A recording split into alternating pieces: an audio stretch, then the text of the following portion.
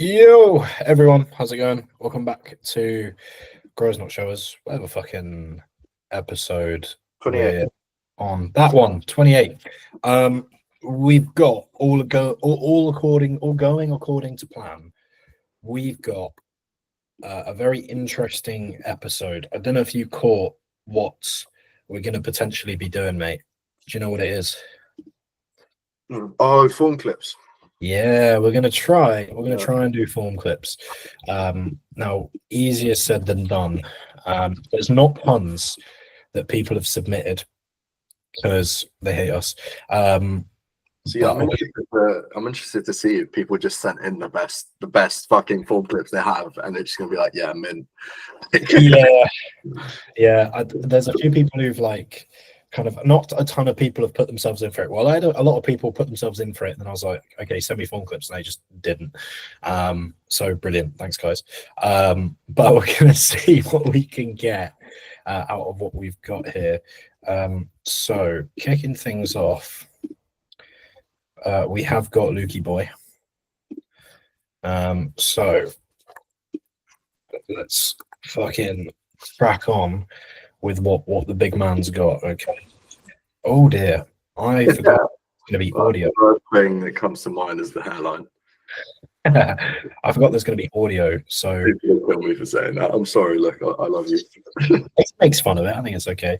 I'm not sure if I'll be able to talk during the clip. Wait, if I play it, can you hear the audio from my laptop? Say something. Yeah, can you hear it? Yeah, I can't hear Luke at all. I can hear you. Oh, really? Yeah. Oh, sound. Okay, I've just got a yell over it. I might just turn it down a little bit. So we've got a leg extension. He's leaning back, so potentially what's going on there, mate? We're lengthening the rec fem. Cool. So rec fem bias. First thing I'm thinking, whenever I see someone on a piece of kit, I'm thinking setup, I'm thinking alignment, right? So what's going on here? Besides the horrific facials and hair follicles dying as we talk, we've got knee in line with access to the machine, which on a machine like this isn't paramount, but it is bonus points. It's not needed, but bonus points. We've got Luke nicely, holding himself down because obviously a leg extension does arc. So there is a bit of a diagonal force. It's not just pushing on you directly downwards. It's also kind of trying to push you inwards. So you have to produce force forwards and slightly upwards. So having a bit of downwards counter force is never a bad thing. So him pulling down on that chair is a smart move. Next, we're thinking ROM. Now, to be honest, I do think we could have a little bit more towards the top here. What do we reckon, mate? I think so. We could get a little bit more on the contraction. We've seen what are they called? The hustler pads. Oh yeah. I'm seeing those all over Instagram now. Luke, yeah, well, I mean, so for those that don't know, it's basically like a ROM extension for extension that you put on where basically your shins or your knees go. Just helps you get a little bit like 10-15% more ROM. Yeah, like a little bit deeper. But to be honest, a lot of leg extensions I feel like give more ROM or give enough ROM, and also you can just use a mat. So if you want to get one, go for it. But it's probably something that I'd say is not as needed as you think. Luke, you could come more into the contraction, and what Mr. Camille would be a benefit in terms of the quad coming all the way into a fully contracted and extended state. Generally, like from a rehab perspective and from a joint and health perspective, you don't want to have a strength profile of a muscle where it's only strong in the lengthened position and weak in the shortened. So we tend to see like there's such a emphasis on like lengthened bias exercises. That doesn't mean shortened bias exercises are bad, and they still have a room in your program and should do have a room in your program. Because if you want to have a successful gaining phase, staying injury free is like one of the most important things to do. And therefore looking after your joint and tendon health means training in the shortened. Yeah, exactly. I'd say that on the going off of like the rehab side of things, obviously we can't see from this clip, but leg extensions are iconic for being problematic for people with hip and knee problems. And the reason being is the slight tibial rotation, if your feet are externally or internally rotated, you got to think about the muscles that are being worked. They're your quads, and your quads attached to your hips, right? So your alignment of your hips when you sit down is fucking crucial, because I know I struggled with this myself. I had a pelvis rotation, so one of my hips was further out and one of my hips was further back, meaning that I was getting a fucking massive stretch on one of my quads and no stretch on the other quad. So please, like, even though sensation isn't the be all and end all, something that I've learned recently is to use sensation. If you can't feel one side switching on, that's 9 out of 10 times a bad sign. So record your sets from different angles, especially from front on, side on, if you're doing like hinges or stuff like that, where you can actually see both sides working together, and see the alignment of, you know, your joints. Yeah, exactly. One other thing that's incredibly basic compared to what Camille's said there, is just there is going to be, as we come more towards lockout, potentially a bit more VMO usage. And speaking from personal experience, I've had lots of knee issues related to having weak VMOs or having an imbalance of strength between my VL and VMO that does pull like my kneecap slightly more, and they tend to sit a bit more laterally because of that, because of tightness and strength issues. So often with leg extensions, not all the time, but I do tend to like pausing at the top for a lot of people, if not on all sets, maybe on a first, just again because it's such a unique position to be able to expose your knee and your quads to peak torque in that contracted state to really challenge that VMO as well. I've got no issue with the rec fem biasing either. For reference, it's cool. For some people, they find it more comfy. So yeah, I would say, unless we're doing a particular length and bias here, or if there's pain feedback, I would say a bit more into contraction and potentially hold it, but we're splitting hairs. This is the thing we have to bear in mind, like the context here. I'd say control is good. I think you could get away with a slightly more explosive tempo on the way up if you wanted to. Let's skip along towards failure. All right, see what Puss Boy does. Good.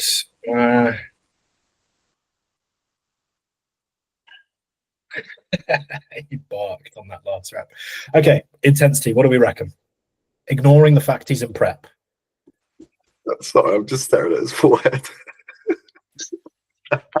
Sorry, that was for anyone listening. This is more of a video one. All right, if you're a Spotify lad, there is video on Spotify for reference, but most people don't use it. Head on over to the YouTube. It's on my channel. We'll get a proper GNS channel sorted, but it's on my channel. Do give this a watch. Give it a listen first. Listen to it twice. Give it a listen. Sorry, go on. Okay, intensity. What do you reckon, Big K? Let me see the last rep again. That nothing would bring me more joy. Rewind it. Rewind.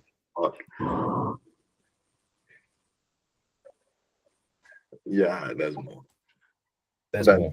He, like, obviously he's in prep, so I will 100% come a bit slack. But if he was if my client sent me this and they were balls deep in the gaining phase, I'd be like, yeah, there's 2 or 3. Yeah, you double their price. Yeah. Exactly. Yeah, double the price. Yeah, there's definitely more. You can see towards the end. I'm not going to replay it because it's really annoying to hear Luke bark every single time. But you can see that as he gets that final little bit of range of motion, if you watch the pad of the machine, it rises. If you watch the angle of his knee, it barely changes. He starts to hip flex a little bit more into that. So the feedback that I would give, if we're getting really nitty gritty, is to really drive his hamstring down into the pad. Keep that engagement tight, potentially strap himself down instead of just hands, because particularly in prep, you're going to be feeling weak and your ability to pull down into that's going to be hard. For prep, that intensity is fantastic, especially how close to show he is. But Luke, if you're listening, you're a pussy and you need to do better. So here we've got a high incline converging pin press. It's the Nautilus one. All of these are at the coach gym. Shout out Nathaniel if you're listening. You're not listening. This is meant to be upper pec bias. So I'll play a few reps and then we'll have a chat and I'll let Camille hop in. So I'll play 2 reps and I'll pause it and we'll let Camille go.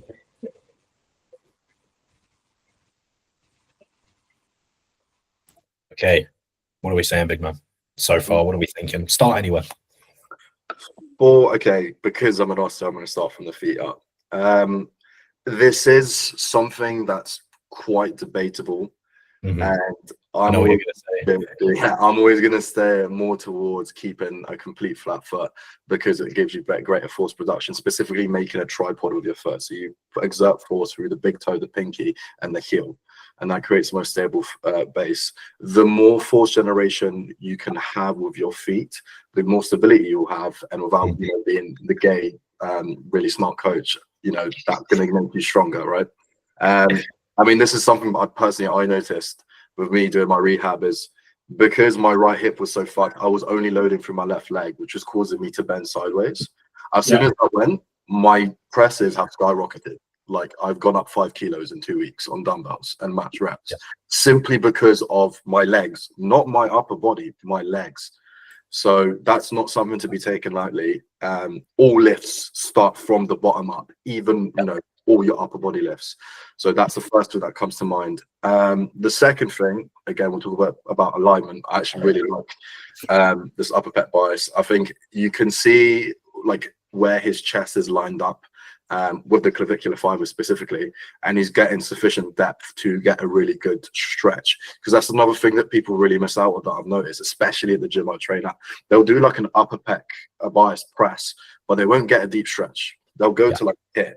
And it's like, fucking, you're not stretching it. You need to go all the way down. And a lot of people don't actually have access to that range of motion because their low pec might be like relatively mobile, but their upper pec is really tight, specifically this upper cross region. So like anterior delt pec and potentially both as well.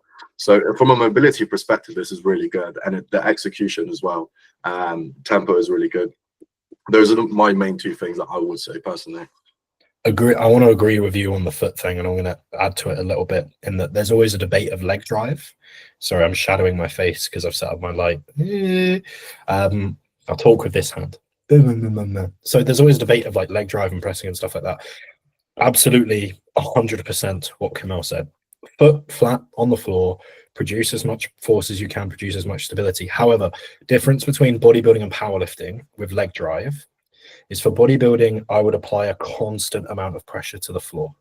It's about creating stability. It's about having good connection with the floor. It's about, I can't think of a third one. It's basically just going to be a synonym of the floor. We chatting the floor up. Yeah, bro, come on. You're not trying to risk the floor. But like Camille said, they're like, particularly for your pressing patterns that are like free weighted or internally stabilized, particularly dumbbells, you kind of sometimes feel like you're just stood there in a weird way, even though you've got the bench. It's like you're almost kind of doing it standing.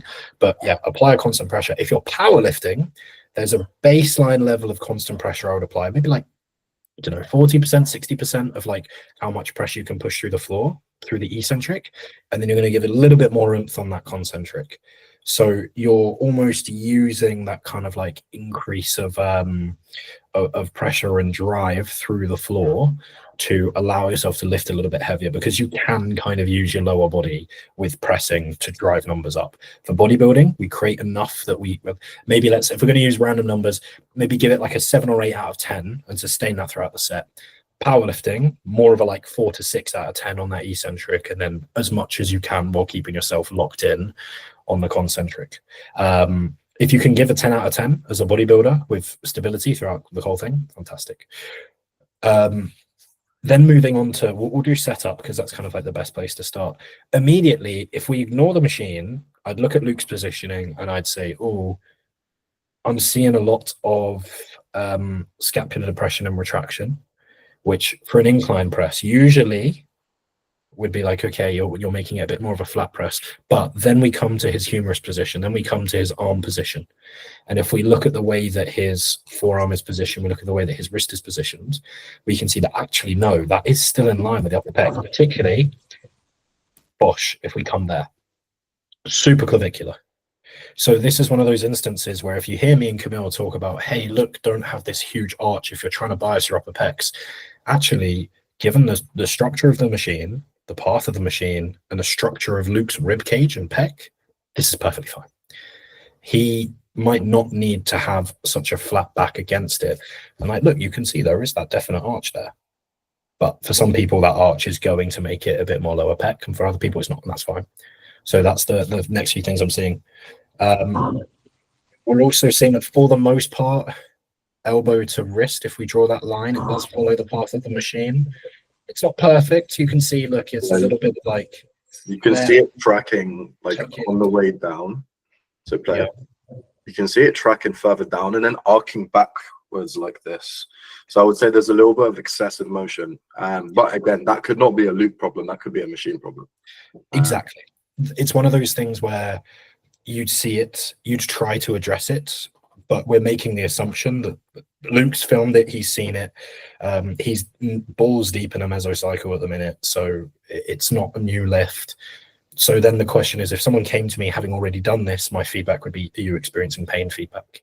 Does your elbow or your shoulder hurt? If it does, maybe I'd look to swap this out. If you suddenly started experiencing mystery elbow or shoulder pain or even wrist pain, first thing I would knock on the head is this.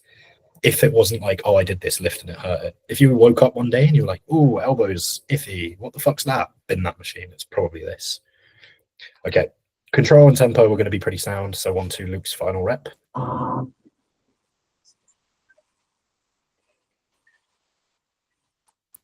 Much better. Not perfect. Better. Much better. Agree. Yeah, I think it probably was a bit of a 50-50 rep, but I would have liked to have seen it. But in a prep. Of course you would. Of course you would. Yeah, bro. I want to see everyone. Full God mode. Every set, I want to see someone fail a rep. If you're scared to fail a rep, that tells me your setup probably isn't safe enough. And I think the thing is, like, when we talk about holding back on 50-50 reps, it's under the assumption that you are a Camille, you are a Luke, you are a me, where you have a fairly good gauge of where they are. It's not going to be perfect. I'm not going to say that we've got perfect gauge, but we've got a pretty good understanding of where that's going to be. And that's from going for it and fucking it up and failing. But if you're fairly newer or your intensity is not superb, go for those fail reps. Right, first of all, we've got fucking chipmunk hamstrings here. Dude, this will be the last clip, otherwise it's going to be a Luke fucking spectacular. Right. Okay. Okay, interesting one. I think maybe the weakest so far. Come on, mate, rip it to shreds. Well, rip it to shreds. We'll start from the positives. I can see a belt being used. Am I correct?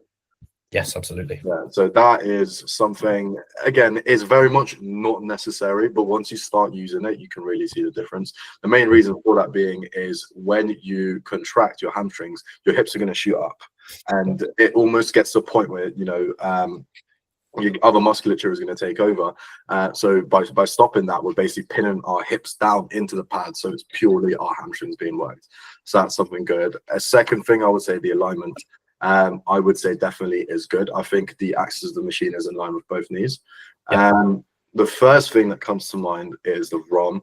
I think he could definitely get, you know, you don't have to fully lock out your knees, but even 1-2 degrees, I would say that's about maybe 5 to 10 degrees of knee flexion from lockout, right? Yeah, so let's say about 5 degrees of knee flexion. So that's significant if you understand that portion of the rep is growing the most muscle. If my client had set me this and I was really, really nitpicky, I'm sorry, Luke, but I would say, okay, let's pause in that stretch position because he is exploding a little bit out of the rep, or out of the portion of the rep, I should say, that matters the most. So we could pause in that stretch position and keep that stretch position and then contract. That would be more favorable, at least in my eyes. Agreed. I think the thing that's going on here is Luke's had some calf twinges. And I think what he's doing here is because that calf twinge has led to some issues with full knee extension. And to think that's embarrassing. Especially loaded knee extension, or sorry, loaded flexion, but getting into extension. I know he's deliberately cutting a ROM here because I've seen him do more. Now, again, prep situation, sure, fine. I maybe, oh, fucking hell, personally, would have swapped this out for a movement that didn't load the stretch so heavily, like a seated ham does, gone for a standing or a lying, particularly a standing, and would have seen if we could get a really nice full ROM. because the danger that we have here is, yes, you can set state safeties up so you're stopping there, but if the machine has the propensity to be really heavy in the stretch and or take you to a position that causes pain feedback, if you accidentally do that, you are fucked. And getting out of a seated ham is way harder than getting out of a standing or a lying. So I probably would have swapped this. But again, Luke is going to be aware of that. So he's just, I'm going to glaze him a little bit. So he's just making the decision to leave it in, and that's fine. Now, I agree with Camille. I would want someone to develop this, an ability to do this in a stretch. A lot of time we're tempted to give mobility work straight off the bat. This is mobility work. So manipulate your rep ranges, manipulate your warm-ups, potentially again, standing hamstring before this, get some blood in it, work on range of motion, then go into this high repetition set, pause in the stretch, RIR or RPE if we need to.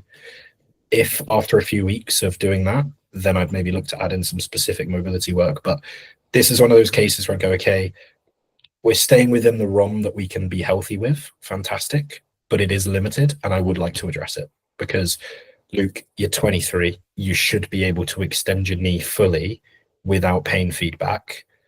You know, that like. All coming from you. Yeah, fair, I'll give you that. But yeah, like that's something that you do want to address. You don't want to just train around. For the sake of a prep, you can. I probably would have gone training around it in a different way.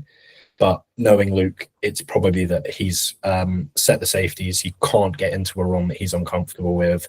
He's being nice and sensible with it. Luke's piss weak anyway, so it's not going to cause too much damage if he accidentally fucks it. Love you, Luke.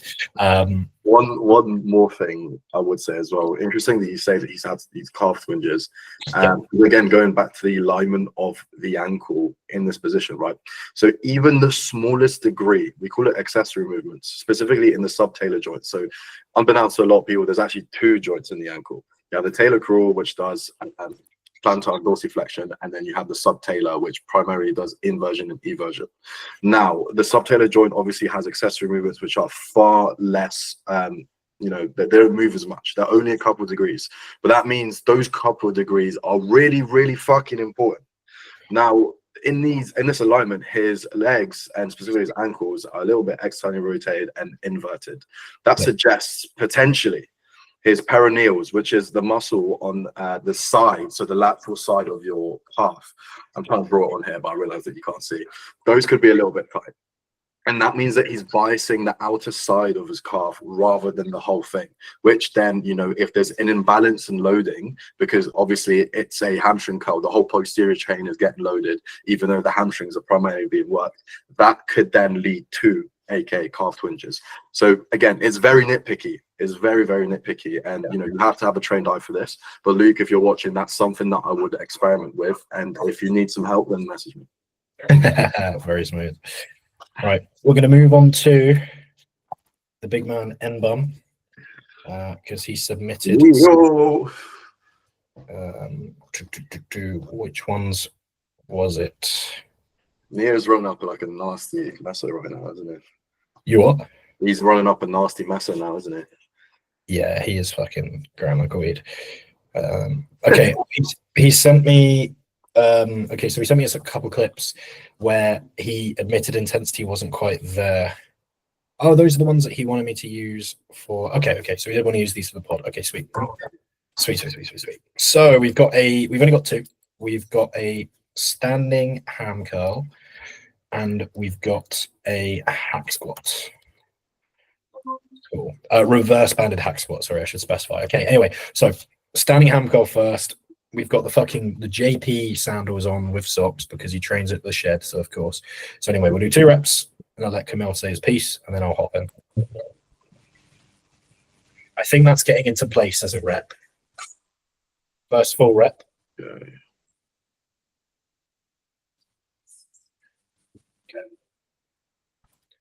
Right. Okay. So, sorry. Yeah, go on.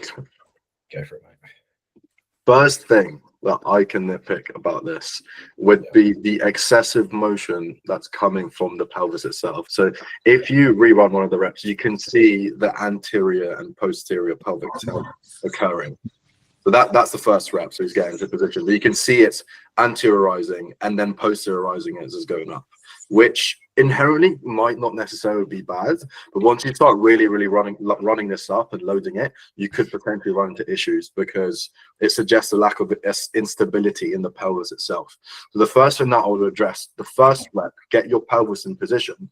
But once your hips are locked in place, your knee is the only joint that moves, if that makes sense. Because if you think about it this way, if you're contracting the knee, which part of the hamstring attaches to, but you're also posteriorizing the pelvis, the length of the hamstring isn't actually changing. And the whole premise of the exercise is to shorten and to lengthen the muscle, right? Because you got to understand the hamstring attaches onto two parts. It attaches onto the pelvis and it attaches onto the knee. So in order to lengthen and shorten this exercise properly, we got to lock one of the attachments in place, which in this case, it's the pelvis, and the knee is the only joint that moves. Yeah. Apart from that, I would say the second thing I would say, sorry, I'm not, digging into it, but the second thing I would say is potentially linked to the first thing. The reason why the pelvis is moving so much is because of the trunk. You can't really see because you've got a top on, but with this exercise specifically, creating a really stable trunk would then lead to the pelvis not having to move as much, if that makes sense. So something that I would potentially look into is like intra-abdominal pressure, making sure you're bracing a little bit more to stabilize that trunk and stop that pelvis from moving. Yeah. So the run at the knee is good. There's definitely a little bit of discomfort going into extension there, but Neo has got some knee stuff going on, so that's not a concern. That's something we're addressing. It's improving, so that run will come with time. So for the time being, I'm okay with this. It's easy and safe for him to dump, which is cool. And of course, if you look at the moment arm from where that input pad is to the knee, it's not huge. Like the moment arm is basically like, what's that? Almost the bottom of the calf, pretty much there. Like it could be back of the ankle and it's not. So any pain or discomfort that he experiences here is probably going to be a little bit diminished and he can run up a little bit easier. Yes, hip motion, that's definitely something that we do want to address. A little bit of that is normal and it's not overly concerning, particularly as if we're not getting pain feedback. It's one of those things with like Luke's tracking of his elbow. It's like, okay, it's an amber flag, really, isn't it? It's like, okay, if we were to experience pain or we were to experience any kind of kickback, or if it were to become excessive, that's where we would say, okay, it's time to address this. For the time being, it's there, it's noted, it's something that we maybe want to address. If we can address it, then fantastic. But it occurring to a small degree isn't overly concerning. The tempo was fairly good. One thing I would say, sorry, I agree with you, but partially, because with stuff like this, an amber flag, it's easy for us to say, okay, it's an amber flag, so it's something that we can look into. But if it then becomes symptomatic, then we'll deal with it. But oftentimes, by the time it becomes symptomatic, we then have to scale it back. And we don't want it to get to a point where we're in a gaining phase. We've got a really good run of progression. And we're like, oh, fuck, I noticed this thing about your training 6 weeks ago, and it wasn't problematic then. It's problematic now. And now we have to go back to square one.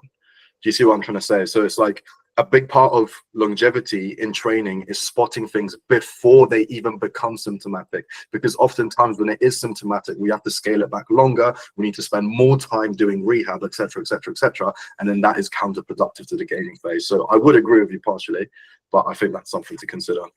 Me, absolutely. I think that's fantastically worded. So maybe a more appropriate sentence would be, rather than waiting till it gets symptomatic with the amber flag, we look to see how it perhaps develops or progresses. If Neo is granted an inherent ability to brace better from our feedback, to control his pelvis better as he gets a better feel for this movement, as confidence builds, as we repeat the same load and drive repetitions up, if we see that motion starts to disappear, or does it increase? If he feels confident and he, starts to whack on some load and we see, okay, actually that's increasing, or towards the back end of the set it's increasing, or it's starting to become something that remains fairly inconsistent, absolutely, yes. So again, that would probably be a better way of phrasing that. Apologies. So instead of saying until we've got pain feedback or it becomes symptomatic, instead let's address it, make everyone aware of it, and then observe how that kind of how that process kind of undergoes and passes. I would say as well, like in Neo's case specifically, I know he's been running into some hamstring issues.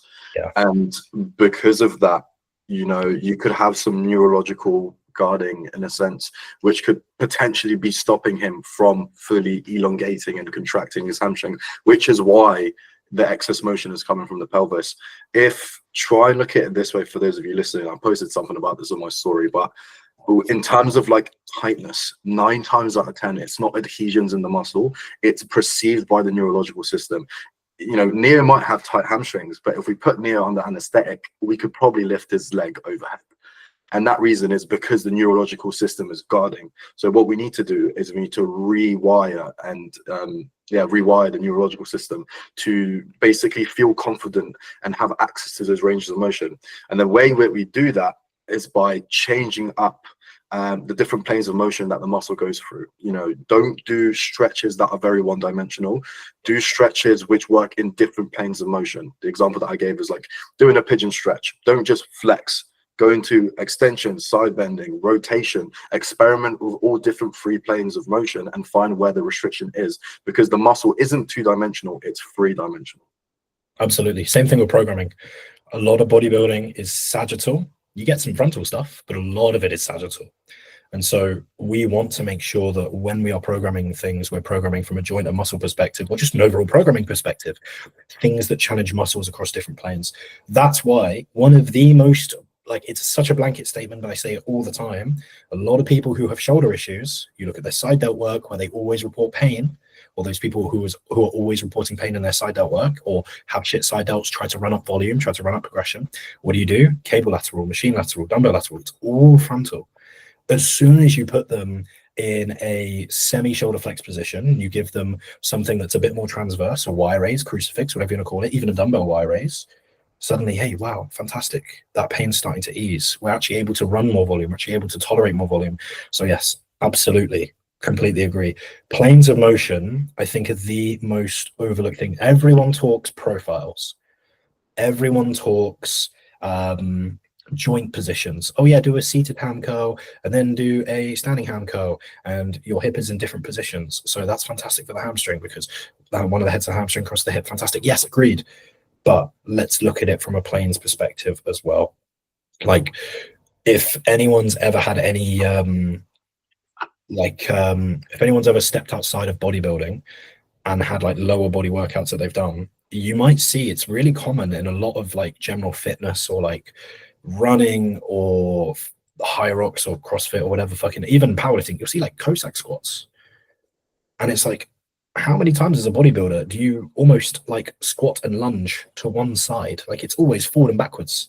It's squatting up and down with the knees tracking forwards and backwards, or it's lunges, which is just a single leg squats basically with just both feet on the ground. Then you've got different forms of that. And then you've got leg extensions, again, a sagittal exercise where the leg, or sorry, the ankle or the foot is tracking forward. So yeah, absolutely, mate. Couldn't agree more. Right? Intensity time. Yeah, look, that was some guarding. Did you catch that at the bottom there? You're dead on with that guarding, mate. That's such a good shout. I'll raise that to him, actually. Yeah.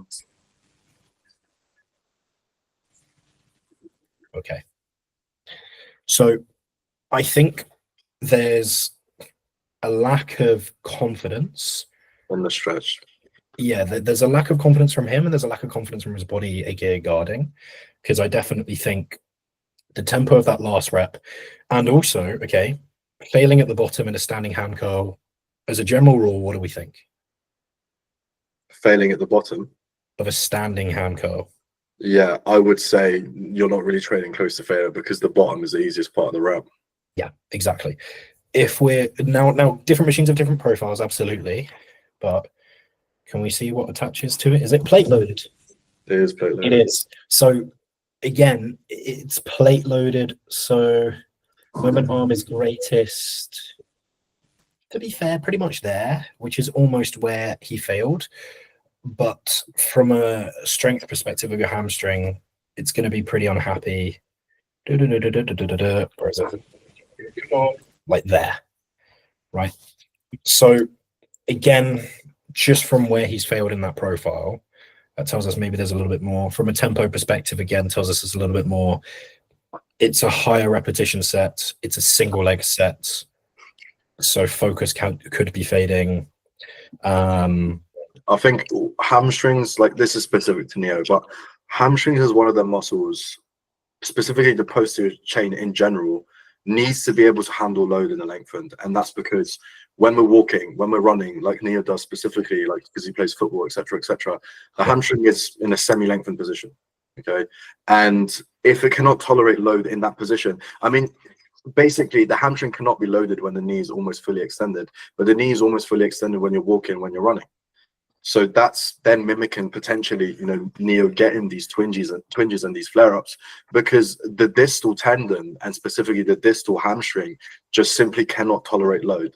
So in this case, I would potentially something that I like to experiment with, that I was doing with my rehab, was doing glute bridges, but your feet are almost fully out. So instead of glute bridging and your knees are like up here, they're almost fully extended.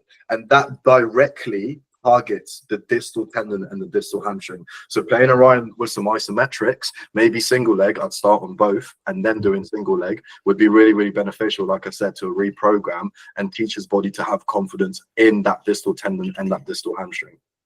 Absolutely, mate. Absolutely.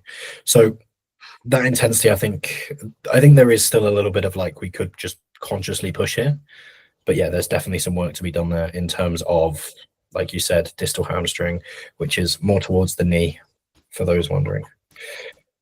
Bosch, hack, reverse banded. He did leave a comment on this. I kind of said what it was earlier, but I won't repeat it. But let's run through what we've got and what we're thinking.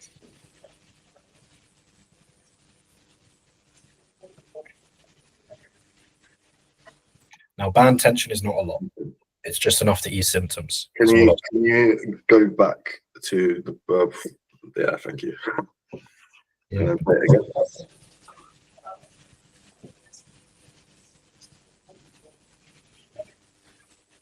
Okay, so now more fucking rehab. I'm just fucking spitting. Mate, go for it. It's what you're here for. With foot placement and foot positioning, especially important in squat patterns, is making sure that the force alignment is going through the midfoot, not through the toes and not through the heels, the midfoot. We can see here at the bottom of the rep, his heels are elevating ever so slightly, so slightly. And when he presses up, so he exposes at the bottom, boom. Yeah. His legs elevate. Now, what does that suggest? Again, it's guarding from the posterior chain. The glutes and the hamstrings don't want to switch on, which is biasing the quads in this case.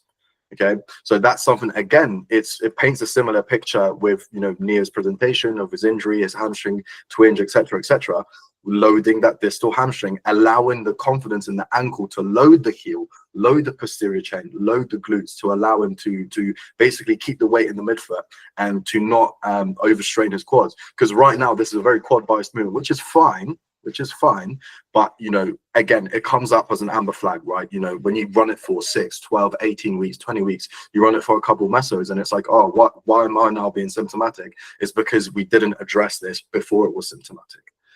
That's exactly what I mean, this, for everyone listening, this is why Camilla's here, is to point out shit like this, because the attention to detail is nuts. Fair fucking play, man. So moving in a less sexy way to probably more basic stuff, right? We can see from a brace perspective, brace taken towards the bottom, fantastic. Common mistake that people make is taking their entire brace at the top.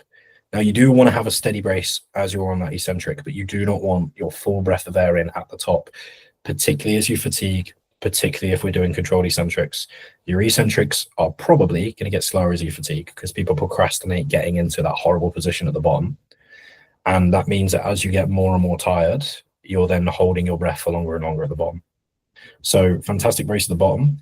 Use of a belt, absolutely fine. Yes, coming onto the toes.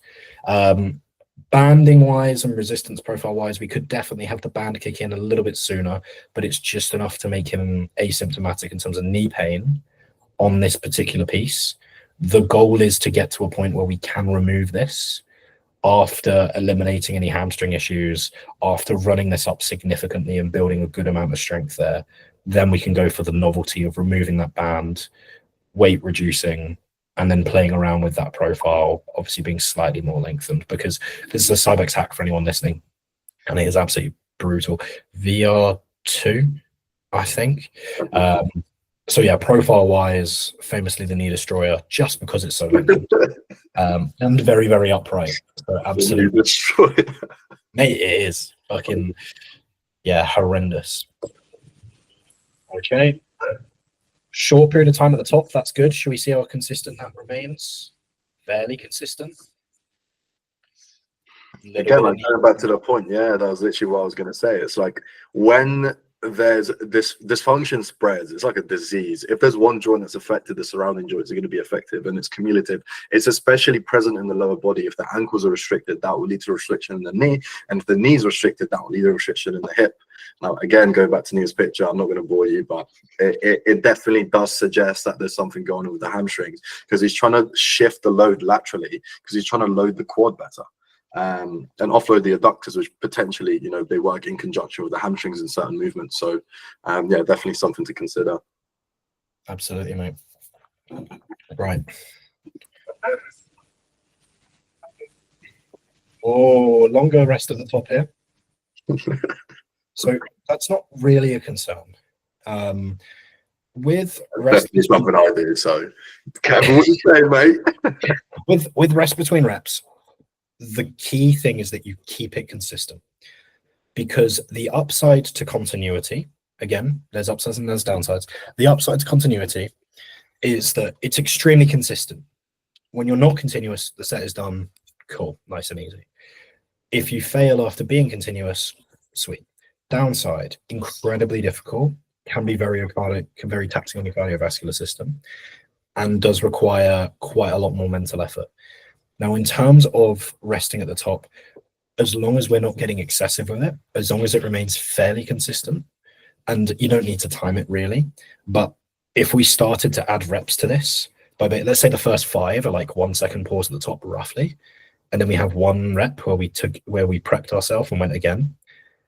If we got to the point where this is a 10 rep set where the first 5 sets are back to back, and the next 5 are like take a breath, go again, take a breath, go again, all we're really doing is just rest pausing. We're not actually developing too much strength. So we do need to be cautious of that. Again, this is one of those things where if you get too anal with it, it's only going to hamper your progression. But equally, if you get a little bit too free balling with it, all you're really doing is just adding kind of set extenders to this, kidding yourself into thinking that you're progressing when really you're just rest pausing. And also, if you then turn around and go, oh shit, why am I not recovering from this lift? Why am I not recovering from this lift? And it's like, well, because you're basically just packing on volume and you're just absolutely mashing yourself. Also, as well, we do need to bear in mind more from an injury and joint perspective. Sometimes you may need to take a sec, particularly if you have a lot of things that you need to think about, like cueing that midfoot pressure. If Neo's in the middle of a set feeling fairly beaten up mentally and is just like dying in his head, taking a sec to refine that midfoot pressure, focus on that as he comes down, and really kind of almost anchor his heels down, I'd argue there is a benefit to that. So swings and roundabouts there, but you do want to try and keep it as consistent as possible. Yeah, nail on the head. Nail on the head. There's one more. So this is something that we spoke about, and he did say there's one more, and I was like, yeah, there definitely is. This is something where I would get a spot for that. But this is a fantastic example of exactly what you were talking about. So if we get to here. Yeah, look how externally rotated his knees are. It started off with knee fairly in line with foot position. We were tracking fairly, what would be the appropriate phrase? We're tracking far more externally rotated now. Like the knee is way, way, way out compared to like the base of our foot. It's kind of more of a frog stance, with the froggy features as well. Love you, mate. So that, again, that is something that definitely is cause for concern. Now, let's go back and look at that foot position.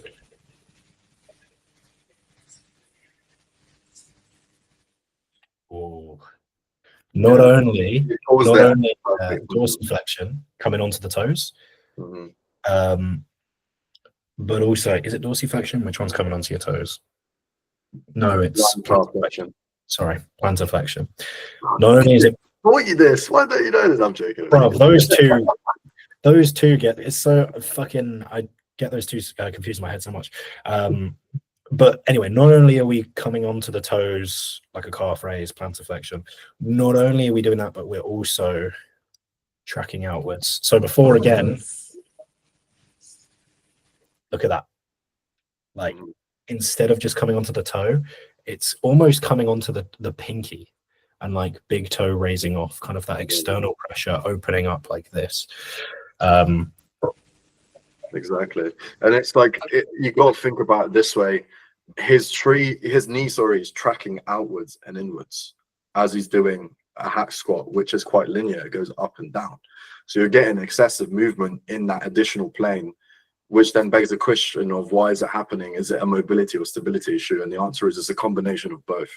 Like I said, hamstrings, adductors, and ankle mobility specifically are the three areas that I'll look at. A hip from this specifically actually looks pretty okay.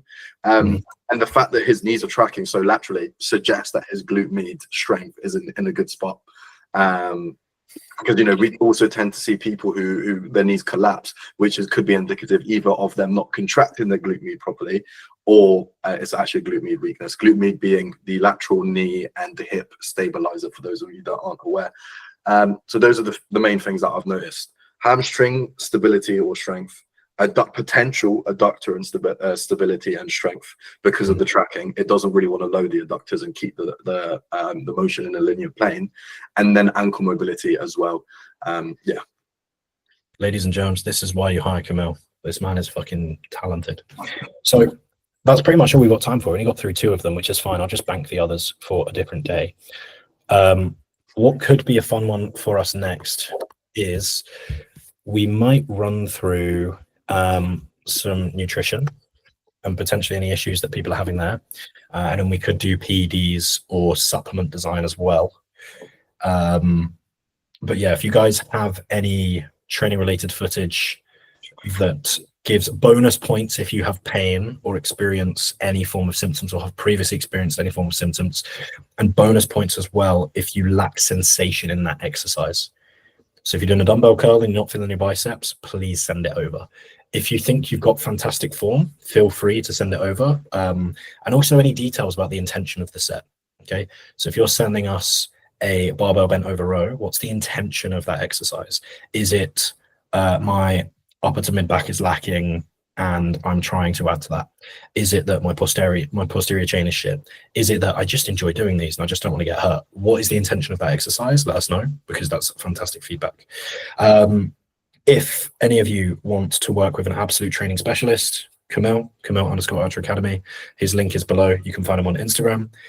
If any of you guys are looking to get into bodybuilding or general lifestyle goals and shit, we both work with that. And if you're more along the lines of metabolic issues, so when I don't mean like your metabolism's slow, don't come to me with that, but like as in you've got gastric issues or digestive issues or any kind of qualms with your nutrition, then drop me a message. If you're interested in being a better coach, you know where to find either one of us.